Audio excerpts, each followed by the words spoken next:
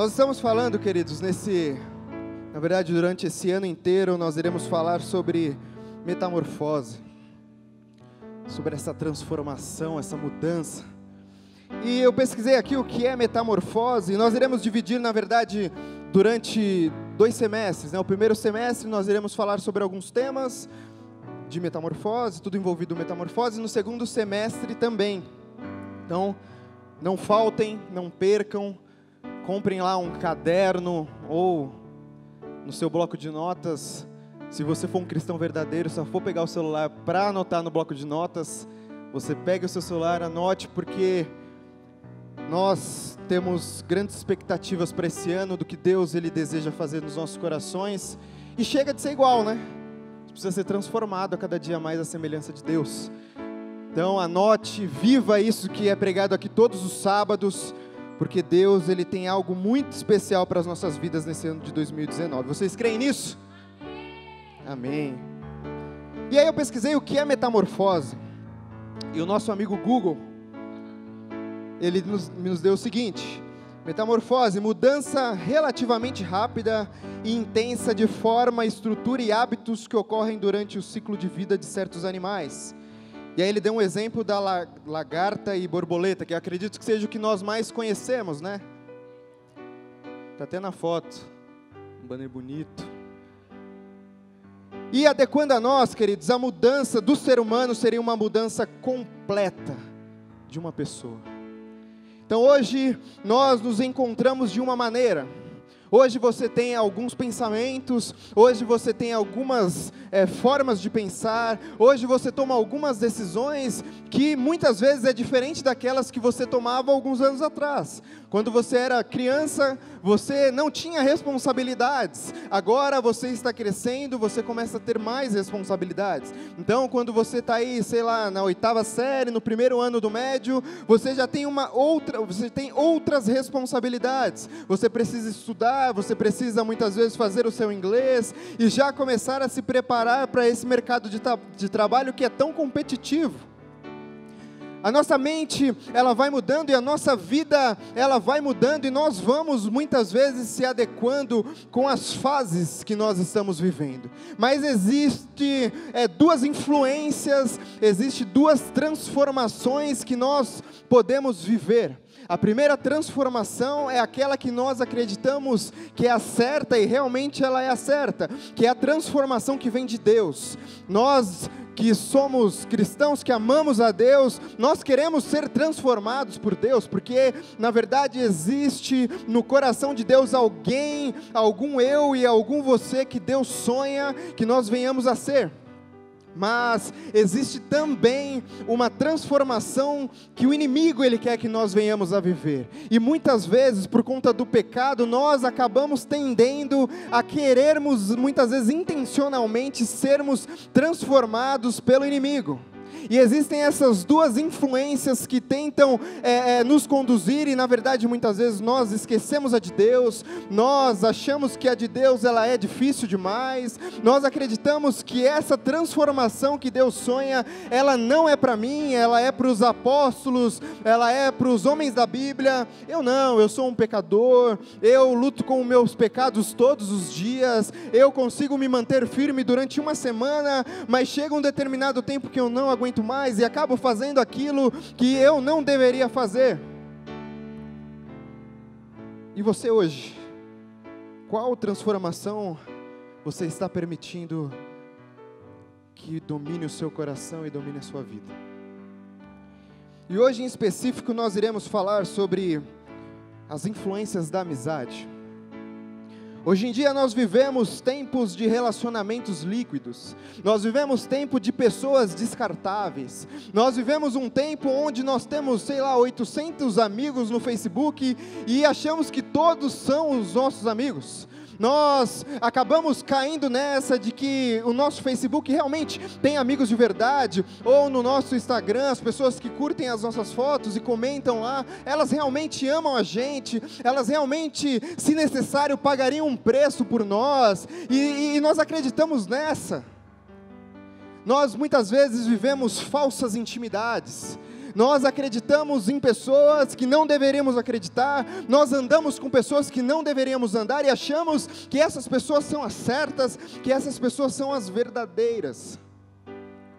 Nós vivemos um tempo onde o perdão virou balela, onde pedir desculpa é coisa de covarde, onde você estender a sua mão para ajudar o oprimido é coisa do passado. Hoje nós temos outra missão, hoje nós temos outro objetivo. Eu preciso ganhar a vida, eu preciso entrar aí num trabalho novo, melhor, eu preciso fazer o meu inglês, que isso está certo, queridos, não é errado você fazer isso, mas muitas vezes nós olhamos para o nosso próprio umbigo e queremos viver a nossa própria vida da nossa maneira e esquecemos as pessoas que nos cercam.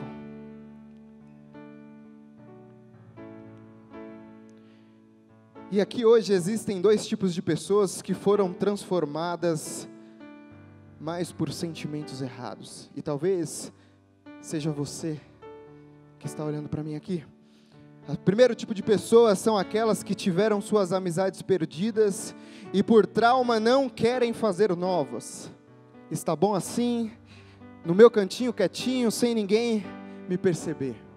Essas pessoas estão machucadas, essas pessoas estão feridas, porque confiaram em alguém e essas pessoas a decepcionaram.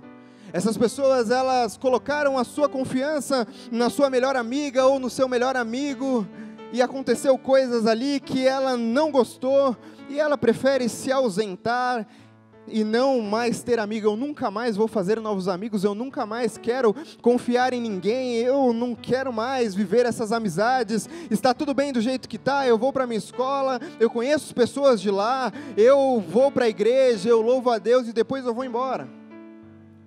E muitas vezes essas pessoas, queridos, elas estão dentro da igreja. Muitas vezes essas pessoas que nos feriram, elas estão dentro da igreja. E isso dentro do teu coração já começa a gerar um desânimo de que, para que eu vou para aquele lugar? Lá não existe ninguém verdadeiro. Para que eu vou para aquele lugar? Eu tinha amigos ali, mas hoje eles me trocaram. Hoje eles saíram e nunca me chamaram. Que isso é difícil, né? Quando você descobre que os seus amigos foram e não te chamaram. Quem já passou por isso sabe a dor que é no coração. A depressão que bate. Aí você não quer sair da cama, aí você fala, nunca mais eu vou andar com essas pessoas, tudo falso. Nunca mais vou vir para os teens. E aí existem esse tipo de pessoas e logo vocês vão entender aonde eu quero chegar, porque ainda eu não cheguei aonde eu quero.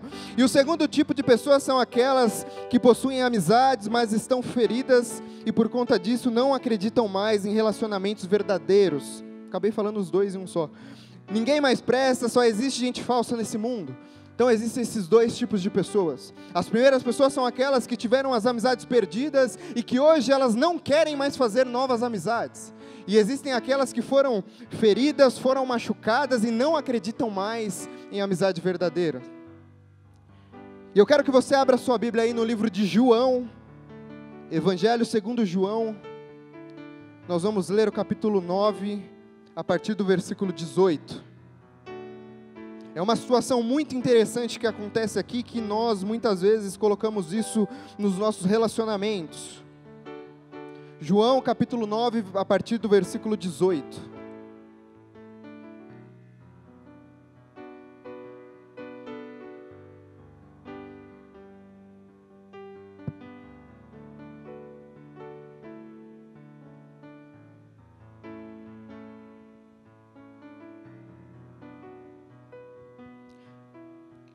João capítulo 9, a partir do versículo 18, diz assim: Os líderes judeus não acreditavam que ele tinha sido cego e que agora poderia ver, por isso chamaram os pais dele e perguntaram: Esse homem é filho de vocês? Vocês dizem que ele nasceu cego, e como é que agora ele está vendo? Os pais responderam: Sabemos que ele é nosso filho e que nasceu cego, mas não sabemos como é que ele agora pode ver e não sabemos também quem foi que o curou. Ele é maior de idade, pergunte e ele mesmo poderá explicar. Versículo 22. Os pais disseram isso porque estavam com medo, pois os líderes judeus tinham combinado expulsar da sinagoga quem afirmasse que Jesus era o Messias. Foi por isso que os pais disseram: ele é maior de idade, perguntem a ele. Aqui, queridos, acontece uma situação que muitas vezes nós fazemos dentro dos nossos relacionamentos. Existia um homem que era cego desde quando ele nasceu. E Jesus estava por ali. Jesus, ele era muito famoso, as pessoas conheciam a Jesus, as pessoas sabiam que Jesus, ele operava milagres, e naquele dia aquele cego teve um encontro com Jesus, e Jesus então o cura. A Bíblia fala que Jesus então dá uma cuspida no chão, faz ali uma lama, um lodo, e passa nos olhos de Jesus. Então, Jesus faz aquele milagre, aquele homem é curado. A ordem de Jesus é que ele vá para o rio lá e lave. E aí ele volta e as pessoas começam a perguntar o que aconteceu. E a Bíblia fala que os fariseus começam a questionar por conta daquele milagre que era de sábado. Os discípulos começam a perguntar para Jesus: Jesus, esse homem tinha algum pecado? Ele tem algum pecado porque ele era cego? Ele tinha algum pecado? Porque naquele tempo eles acreditavam que quem tinha alguma determinada doença era porque ou os seus pais ou a própria pessoa pecou. E aquele homem é curado. Os fariseus, as pessoas, eles eram as pessoas que manjavam ali da Bíblia, começaram a questionar: por quê? Como que cura uma pessoa no sábado? Nós respeitamos a lei de Moisés, e chega este homem querendo curar num dia que é proibido. Então os fariseus chegam nos pais daquele homem e perguntam para ele quem foi o que curou.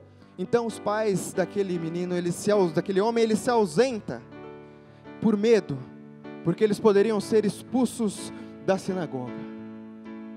Por medo de muitas vezes nós tomamos algumas decisões dentro das nossas amizades, por medo de nós perdermos os nossos amigos.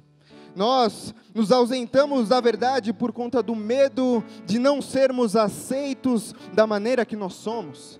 Dentro das nossas amizades, nós acabamos sendo influenciados por medo de nós sermos rejeitados, porque nós somos cristãos, porque todos os sábados nós vamos para a igreja, porque nós não fazemos coisas que desagradam a Deus. Por medo, nós acabamos perdendo a nossa identidade e somos influenciados e nos permitimos sermos transformados pelo mal. E existem coisas aqui que estão estragando os nossos relacionamentos de hoje e estão fazendo com que nós perdemos a moral, nós perdemos, esqueci a palavra, mas deve ser moral, nós perdemos a moral de chegarmos e tomarmos uma decisão certa. E a primeira coisa é a mágoa. A pessoa me machucou, não quero mais ter amigos. Ou a pessoa me machucou, eu não tenho valor algum, então eu escolho qualquer pessoa para contar os meus segredos e para abrir o meu coração. A segunda é o orgulho. Eu sei que eu preciso me redimir, eu sei que eu preciso pedir perdão. Ou então nós temos a desculpa de que a pessoa que nos feriu, então ela que venha pedir perdão. Mas a Bíblia diz que se o teu irmão tem alguma coisa contra você, você vá lá e peça perdão a ele. Mas ainda, nós não queremos fazer isso, e o orgulho tem destruído os nossos relacionamentos. O medo, como eu disse, ou de sermos machucados de novo, ou de não sermos aceitos, ou de ficarmos sozinhos sem amigos. Outra coisa, a vergonha de sermos quem somos. Talvez você olhe para dentro de você e não vê algo bom. Talvez você olhe as suas conversas e não acha que você tem uma boa conversa. Mas isso é uma opinião sua, isso é uma visão sua dentro de você. Não significa que essa seja a verdade. Ou então, nós queremos agradar as pessoas de qualquer maneira para não perdê-las. E aí junta todas essas coisas, e por conta da carência, do medo de não termos amigo, do medo de sermos rejeitados, ou de ninguém gostar de nós, a gente toma decisões entre escolhermos as nossas amizades por esse método, por essas coisas que têm influenciado as nossas vidas. Mas hoje, queridos, você precisa ser liberto disso, porque nós sabemos que nós somos, quando nós andamos com pessoas, nós somos influenciados por ela. Só que existe um Deus que quer nos transformar à imagem e semelhança dele, e existe um mundo, o inimigo, o diabo que quer tirar essa identidade que nós temos de Deus, o diabo que quer roubar os planos de Deus para as nossas vidas, o diabo que quer sim que você ande com pessoas que vão te afastar a cada vez mais dele, e você precisa tomar uma decisão, você precisa olhar para dentro de você e entender o real valor que Deus ele colocou sobre a sua vida, você precisa olhar para você e ser firme nos seus princípios, e dizer: eu ando com Jesus, eu decido andar com Jesus todos os dias da minha vida, não importa o que as pessoas vão falar, não importa se eu vou deixar de ser aceito pelos meus amigos que não amam a Deus, eu amo a Deus sobre todas as coisas, e eu sei que se eu andar com Ele, Ele vai preparar umas amizades para mim, que são segundo o coração dEle. Nós precisamos ser firmes, queridos, nos nossos princípios, e acima de tudo, você precisa deixar Deus começar a trabalhar na sua vida. E agora eu quero entrar aonde eu queria desde o começo, porque depois que fomos transformados a enxergar as amizades da maneira que Deus deseja, aí partimos para o ponto onde Deus ele deseja que nós venhamos a nos relacionar. Porque quando nós andamos com pessoas que não amam a Deus, automaticamente nós somos influenciados. Então você que não falava palavras ruins, você começa a falar e não vê problema nenhum nisso. Você que antes lia a Bíblia todos os dias, você hoje já não sente mais vontade de ler. Você que no teu fone de ouvido tinha os louvores, tinha as músicas, né, adoração a Deus, que você ouvia no seu dia inteiro, você anda com pessoas e agora já não acha tanto problema ouvir músicas que não têm os princípios bíblicos. E nós vamos entrando por essa, e o pecado já não mais nos traz uma insatisfação. Sabe quando você erra, quando você peca, e dentro de você existe uma tristeza, uma angústia, é o Espírito Santo de Deus que nos convence do pecado, da justiça e do juízo, mas você já está tão longe de Deus, você já está tão fundo nas coisas do inimigo, que você já não sente mais isso, e os seus amigos te ajudam a cada vez mais você tomar decisões contrárias à palavra de Deus. E quem é você agora? Talvez nem você mais te reconheça, aquele adolescente que buscava Deus com todo o coração, agora não sente nem mais vontade de vir para a igreja. Aquele adolescente que chegava em casa, nem almoçava, já fechava a porta do quarto e buscava Deus, agora já acha isso chato. Agora já fica mais tempo na porta da escola depois, para de repente sair com os amigos. E Deus ele vai ficando para trás, e as influências das nossas amizades vão tomando o lugar de Deus, e quando nós percebemos, nós já estamos tão distantes, tão longe da presença de Deus, que o pecado ele já dominou o nosso coração. E até quando você vai ficar dessa maneira? E até quando você vai colocar as suas amizades, que você sabe que não são da vontade de Deus, no lugar de Deus? Eu não estou falando para que você seja aquele cristão quadrado, que a pessoa não é cristã, você nem cumprimenta ela, não é isso. Mas as brechas da sua vida, mas a porta do teu coração, mas os seus segredos mais internos, para quem você tem dito? Na hora de você selecionar com quem você vai andar, que vai ser aquele parceiro mesmo, aquela sua amigona, quem você tem escolhido? Quais são os seus critérios para isso?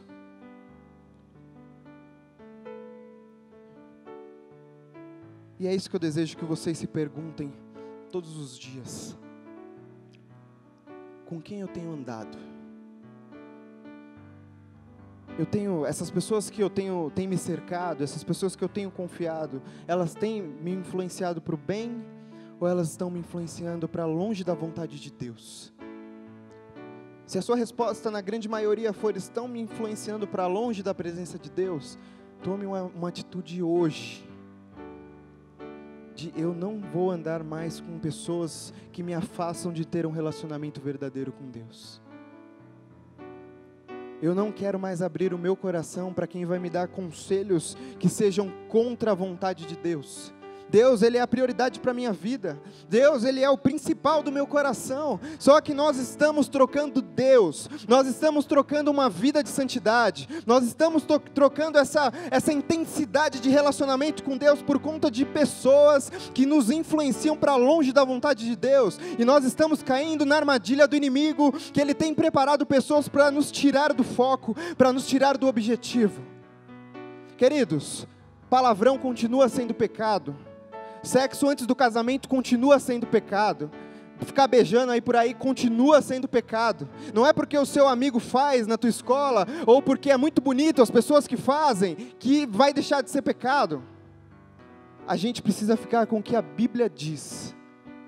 Nós precisamos andar segundo a vontade de Deus e pagar o preço disso. Se isso for tirar a nossa vida de nós andarmos com Deus, que faça.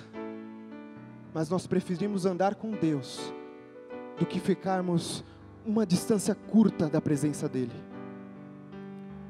Comece a ter princípios e colocar os seus princípios bíblicos em primeiro lugar na sua vida. E o que eu te desafio para essa semana? Jejue. Mas se você, no teu coração tem alguém que você precisa pedir perdão, que você faça. O que eu te desafio nessa semana é que você viva o Evangelho verdadeiro de Cristo, e que você comece a limpar a sua rede de relacionamentos, de pessoas que têm te influenciado para longe da vontade de Deus. O que eu te desafio para essa semana é que você tome postura e diga: eu vou andar com Deus acima de tudo. Eu vou andar com Deus independente de todas as coisas. Não importa se eu vou perder amigos, não importa se eu for perder pessoas, eu vou andar com Deus independente de tudo. E você vai ver como é bom nós andarmos com Deus e nós vivemos tudo o que Ele tem para as nossas vidas.